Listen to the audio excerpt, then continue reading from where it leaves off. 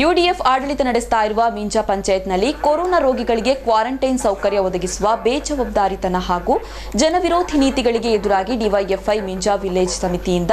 ಮೀಂಜಾ ಪಂಚಾಯತ್ ವರೆಗೆ ಪ್ರತಿಭಟನಾ ಜಾಥಾ ನಡೆಸಲಾಯಿತು. ಈ ಸಂದರ್ಭದಲ್ಲಿ ಜಿಲ್ಲಾ ಸೆಕ್ರೆಟರಿಯೇಟ್ ಸದಸ್ಯ ಕೆಆರ್ ಜಯಾನಂದ, ಸಿಪಿಐಎಂ ಮೀಂಜಾ ಲೋಕಲ್ ಕಾರ್ಯದರ್ಶಿ ಅರವಿಂದ ಸೇರಿದಂತೆ ಮತ್ತಿತರರು ಉಪಸ್ಥಿತರಿದ್ದರು.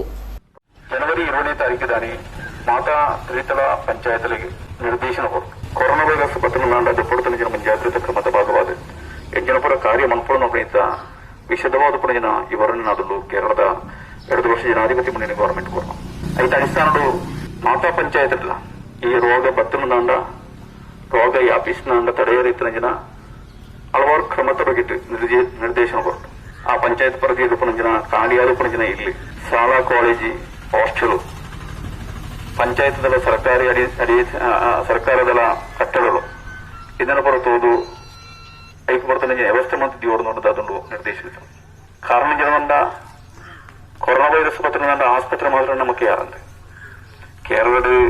ಸಾಧಾರಣ ಜಿಲ್ಲೆಯಲ್ಲಿ ಸರ್ಕಾರಿ ಆಸ್ಪತ್ರೆಗಳ 85 ಖಾಸಗಿ ಆಸ್ಪತ್ರೆ ಆದ ನಾವು